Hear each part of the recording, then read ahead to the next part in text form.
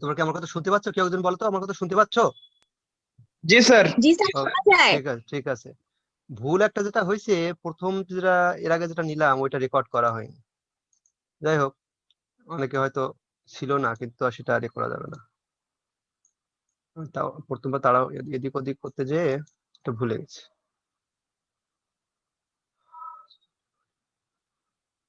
ঠিক আছে, আমরা কাজে কোথায় আসি। এখানে ছিলাম।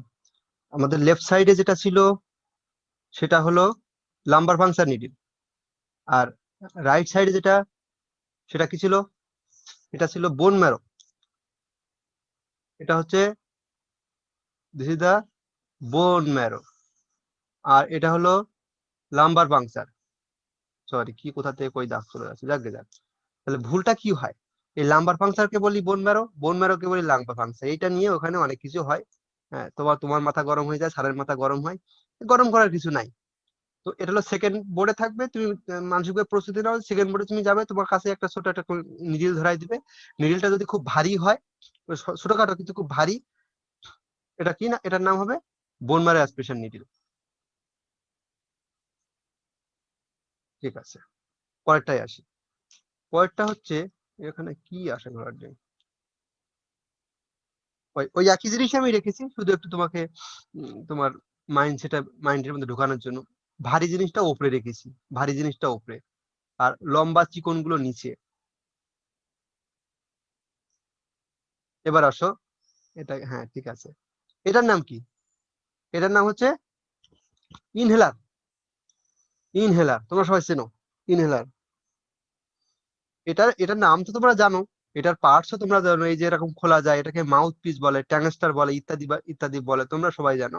এখান থেকে প্রশ্নটা হলো কি কি ড্রাগ আমরা এইভাবে নিতে পারি।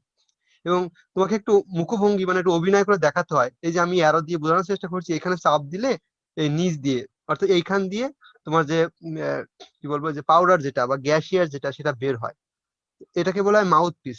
This is the mouth piece. যেটা বলতে চাচ্ছিলাম যে এটা ব্যবহার করার পরে যদি সেটা স্টেরয়েড কন্টেনিং কোনো ড্রাগ হয়, তাহলে সেটা সে মুখটা ধুয়ে নেবে, rinsing of mouth with normal water. গরম পানি দিয়ে ধুতে হবে না। কেন?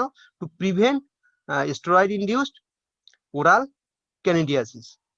এবং এটাতে অনেক সময় হট সেন্স অফ ভয়েস হয়, সেটাও প্রিভেন্ট করার জন্য আমরা একটু বলি যে এটা নেওয়ার 10 থেকে 15 মিনিট পরে একটু সাধারণ পানি দিয়ে মুখটা একটু গড়গড়া করবেন, বা কুলি করবেন, সরি গড়গড়া না, কুলি করবেন।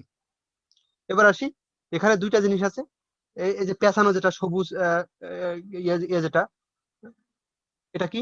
এটার নাম হচ্ছে, এই যে এটার নাম কি তোমরা কেউ বলবে? NG tube. NG tube. এই এনজি টিউবের, এনজি টিউব মানে কি, নাসোগ্যাস্ট্রিক টিউব, নাক দিয়ে ঢোকাতে হবে। ওটা যাবে হলো পেট পর্যন্ত। পেট মানে কোন পর্যন্ত? রেকটাম পর্যন্ত না, রেকটাম পর্যন্ত না, এটা যাবে হচ্ছে স্টোমাক পর্যন্ত। ইভেন নট ডিউডেনাম, স্টোমাক পর্যন্ত যাবে। তো মেডিসিনালরা এটা দিয়ে কি করে? আমরা মেডিসিনালরা এটা দিয়ে মানুষকে খাওয়াই। আর সার্জারিরা এটা দিয়ে কি করে? পেটের মধ্যে যা আছে ওটাকে বের করে। তাহলে আমরা তো সার্জারি পরীক্ষা দিচ্ছি বা পরীক্ষা দিচ্ছি, আমাদের কাছে ইন্ডিকেশন বলতে হবে স্যার এটা দিয়ে আমরা খাওয়াবো রোগীকে। আর তুমি যখন সার্জারিতে যাবে বলবে স্যার এটা দিয়ে আমরা কিছুটা বের করব। দুই ডিপার্টমেন্টের দুই কাজ। আমরাও যে মাঝে মাঝে বের করি না তা না, তবে সার্জিক্যাল কোনো পেশেন্ট হলে তো আমরা এমনিতে সার্জারিতে পাঠিয়ে দিই। আচ্ছা, আর উপরে যেটা লম্বা মতো দেখাচ্ছে, আমি রেড অ্যারো দিয়ে বোঝাচ্ছি, এটা হচ্ছে দেখো বাই চ্যানেল রাবার। হ্যাঁ, রাবারই মানে rubber, made by rubber, bi channel Foley's catheter. এবং এটা কিন্তু সেলফ রিটেইনিং ফোলিস ক্যাথেটার। গেল, এটা indication, contra indication, adverse effect, এগুলো সরি সাইড ইফেক্টের পড়ে নিও আর কি। আচ্ছা, এই দুটা কি জিনিস? এই একই জিনিস আর কি। এটা হলো টাং ডিপ্রেসার। টাং ডিপ্রেসার গেল, তেমন কিছু বলার নাই ওতে। এইবার এই যে সবুজ আর যেটা দেখানো হয়েছে আমরা সবাই চিনি, এটার নাম হচ্ছে কি বলে এটাকে? Test tube, glass test tube. এটাতে কি হয়? পরীক্ষা নিরীক্ষা করতে হয় আর কি। আমরা আমরা আমরা কি করি ওয়ার্ডে, এটা ওয়ার্ডে আমরা এটা কি করি? প্রশ্ন একজন জিজ্ঞাসা করছে, স্যার যে ওয়ার্ডে আমরা টেস্ট টিউব দিয়ে কি করবো? তুমি তো টেস্ট টিউব সবসময় ল্যাবেই ব্যবহার করছো। ওয়ার্ডে আমরা বেড সাইড ইউরিন টেস্ট করি, তখন আমাদের এই টেস্ট টিউবটা লাগে। এটা আমাদের খুব প্রিয় জিনিস, খুব প্রয়োজনীয় জিনিস। ঠিক আছে, এখন আমরা আমার মোটামুটি ফর্মাল কথাবার্তা শেষ। যদি তোমরা কেউ কিছু বলতে চাও, প্রশ্ন করতে পারো। কেউ কিছু জিজ্ঞাসা করবে? স্যার এগুলো যদি আর একটু একটু দেখাতেন স্যার, আমরা অনেকেই দেখতে পারিনি স্যার, একটুখানি স্যার, মানে আমাদের ছবিগুলো একবার একটু দেখাইলে ভালো হতো। ঠিক আছে।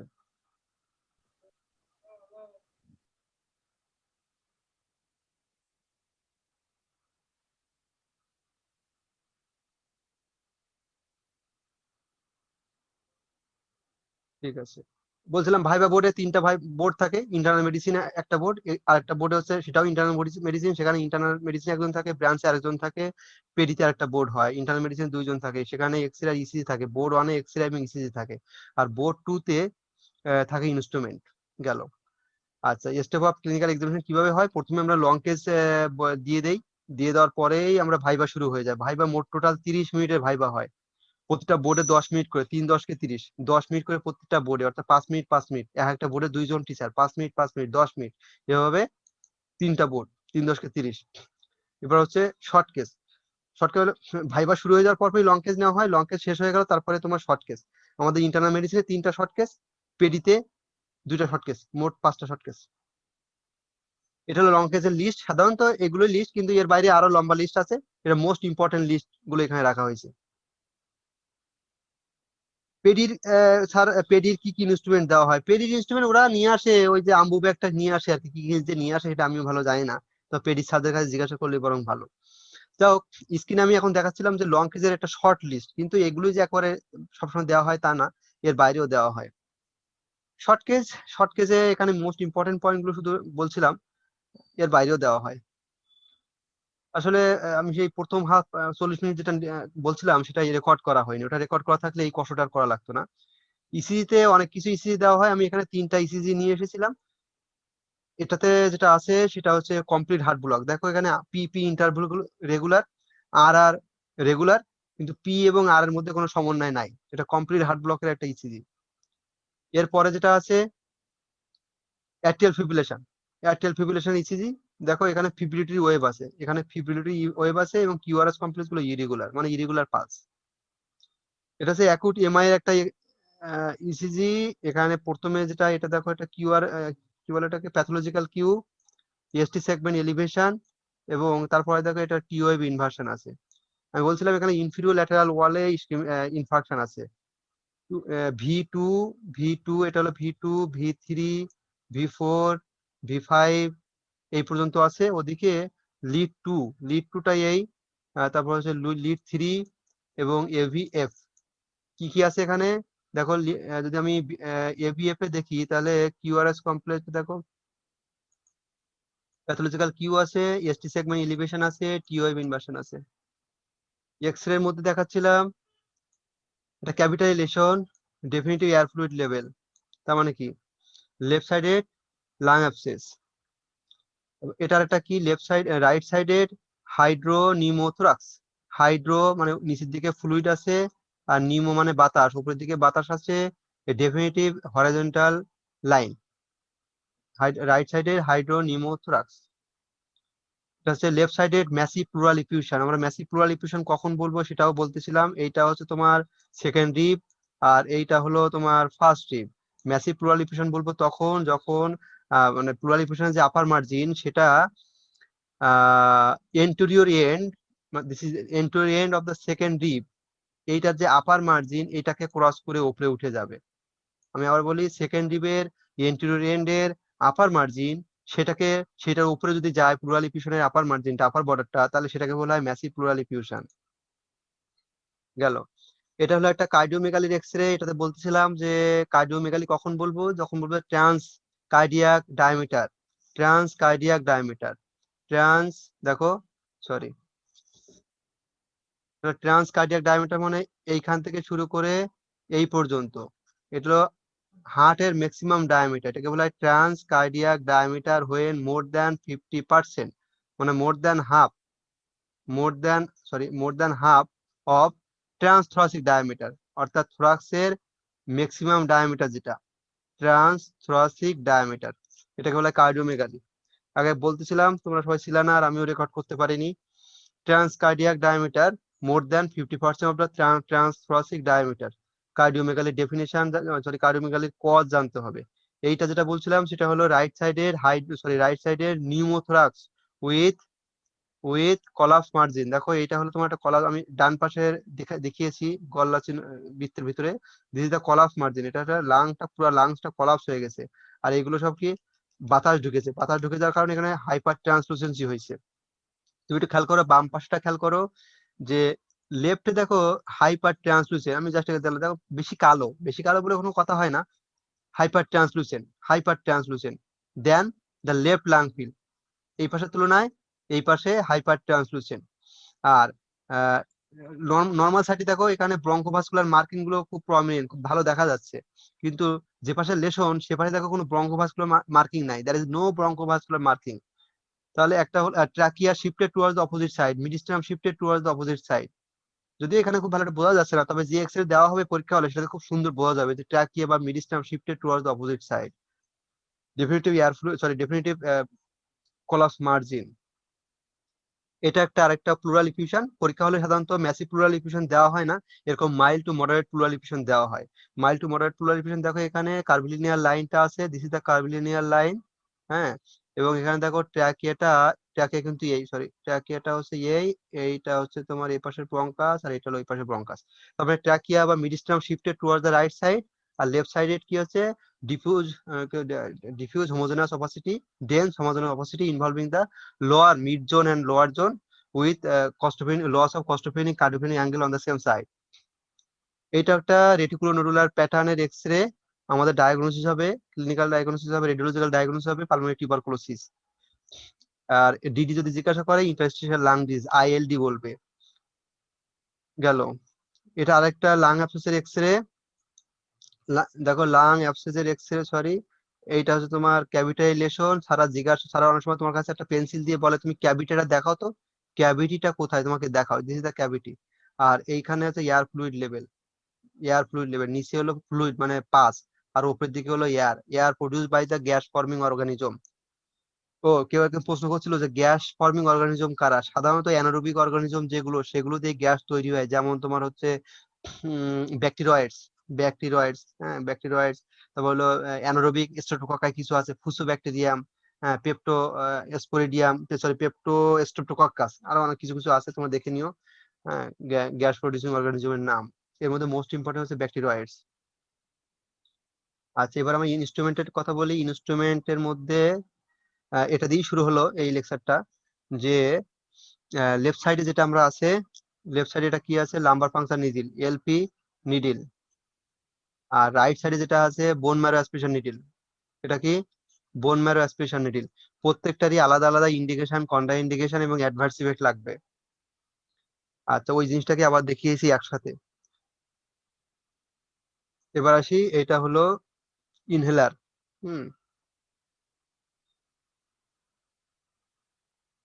ইনহেলারের কিছু পাস টাস আছে, এটা খোলা যায়, এটা অ্যারো দিয়ে যেটা বলছে মাউথ পিস। এটা যদি স্টেরয়েড থাকে তাহলে স্টেরয়েড কন্টেনিং ড্রাগ, সেক্ষেত্রে আমাকে rinsing of mouth after taking inhaler to prevent steroid induced hoarseness of voice and oral candidiasis. কিভাবে চাপ দিতে হয় সাধারণ সময় জিজ্ঞাসা করে, দেখো তো কিভাবে চাপ দিতে হয়, তুমি চাপ দিয়ে দেখাতে হবে। আর এটা দিয়ে বোঝাচ্ছে এটা হলো মাউথ পিস। আচ্ছা, এটা তোমরা দেখলে একটু আগে, ঠিক আছে। কোনো প্রশ্ন থাকলে করো, না করলে বিদায় হই।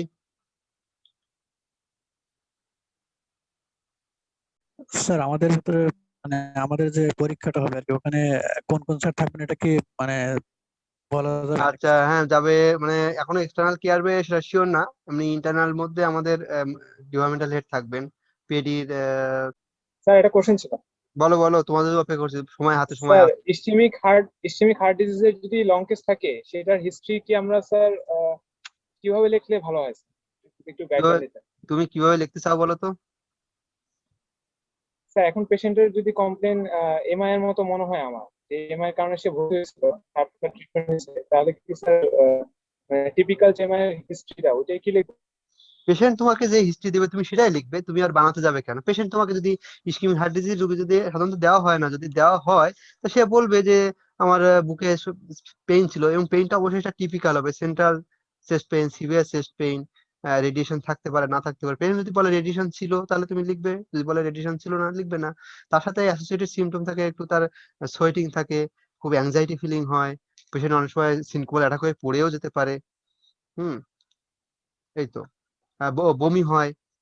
সাধারণত পেশেন্ট গুলো যদি শকে যায় তাহলে অজ্ঞান হয়, কিন্তু শকে যায় না। সবচেয়ে বড় কথা, তোমাকে যে রোগী দেওয়া হবে ইসকেমিক হার্ট ডিজিজ রোগী দেওয়া হতে পারে, কিন্তু সেটা খুব বেশি খারাপ রোগী দেওয়া হবে না। হ্যাঁ, বরং ইসকেমিক হার্ট ডিজিজের লং কেসের হিস্ট্রি লেখাটা আমার কাছে মনে হয় খুব বেটার, মানে খুব সহজ, ইজিয়ার। সিভিয়ার সেন্ট্রাল চেস্ট পেইনটা এক্সাশনাল। অনেক সময় তোমার আনস্টেবল অ্যাঞ্জিনা হলে সেক্ষেত্রে পেইন অন রেস্টও হতে পারে। জি স্যার, থ্যাংক ইউ। ঠিক আছে। ফার্স্ট হাফটা হলে রেকর্ড করতে ভুলে গেছি, আমার ভুলেই ভুলটা করা ঠিক হয়নি। সব প্রস্তুতি নিয়ে শেষ মুহূর্তে প্রস্তুতিটা ভুল হয়েছে। তাহলে ওইটা থাকলে তোমরা খুব সহজ হতো আর কি। সবার জন্য শুভরাত্রি এবং শুভকামনা। দেখা হবে রবিবার। যাদের পরীক্ষা তারা যাদের যেদিনই পরীক্ষা তোমরা 8টায় চলে আসবে। আমরা 8:15 থেকে 8:30টার মধ্যে লং কেস দিয়ে দিই। তারপরে লং কেস দেওয়ার পরে বেড ডিস্ট্রিবিউশন করার পরে ভাইবা শুরু হয়। ভাইবা শেষ হয়ে যাওয়ার পরে স্যাররাই আবার লং কেসটা নেন। লং কেস নেওয়া শেষ হয়ে গেলে পরে শর্ট কেস। সকালবেলা যেটা বলছিলাম আগের সেশনে, যে পরীক্ষা হলে তোমার প্রথম পরীক্ষার দিন সকালবেলা তোমার 2টা কাজ সবচেয়ে গুরুত্বপূর্ণ। একটা হলো নিজের প্রস্তুতি তো নিবেই, শারীরিক মানসিক প্রস্তুতি তো আছে। সকালবেলা নাস্তাটা অবশ্যই ওই দিন নাস্তা করে আসবে, কারণ তোমার পরীক্ষার হলে ঢোকার পরে তোমার জন্য নাস্তার ব্যবস্থা থাকবে অবশ্যই, কিন্তু সেই খাওয়ার আর সময় হবে না বা তোমার ইচ্ছা করবে না, তুমি হাইপোগ্লাইসিমিয়ায় ভুগবে। তাহলে সকালবেলা নাস্তা করে আসতে হবে, 1 নম্বর পয়েন্ট। 2 নম্বর পয়েন্ট হলো তোমার যে ইনস্ট্রুমেন্ট বক্স, অর্থাৎ কিছু জিনিসপত্র তো তোমার লাগে পরীক্ষার হলে, সেই জিনিসগুলো একটা সুন্দর একটা বক্সের ভেতরে ওই শপিং ব্যাগে করে নিয়ে আসবে না। খুব অড লুকিং, খুবই খারাপ দেখা যায় শপিং ব্যাগে করে তুমি ইনস্ট্রুমেন্ট গুলো নিয়ে আসছো। এটা আসলে মেনে নেওয়া উচিত না, কিন্তু আমরা মেনে নিয়েই আর কি। নিজেদের অবস্থা একটু উন্নতি হওয়া উচিত, তাই না? তুমি তোমার ইনস্ট্রুমেন্ট গুলো একটা প্লাস্টিকের কত সুন্দর ফুড বক্স, যেগুলো এটা এই মাপের একটা বক্স নিলা, কিনে নিয়ে আসলো, নিউ মার্কেটে পাওয়া যায়, একটা বক্সের ভিতরে নিয়ে আসো। সেই বক্সটা একটা ব্যাগের মধ্যে নিয়ে আসো, তাতে অসুবিধা নেই। পরীক্ষা হলে ঢোকার সময় তুমি সেই ব্যাগটা ফেলে দাও আর বক্সটা হাতে করে নিয়ে আসো, all the instrument inside the box. কত সুন্দর লাগবে, তা না তুমি একটা লাল কাপড়ের একটা শপিং ব্যাগ, সেটা করে তুমি ইনস্ট্রুমেন্ট গুলো নিয়ে পরীক্ষা হলে আসতেছো। এটা হবে না। আশা করি তোমাদের পরীক্ষা ভালো হবে। রবিবার থেকে পরীক্ষা শুরু হয়ে যাচ্ছে। সবার জন্য শুভকামনা।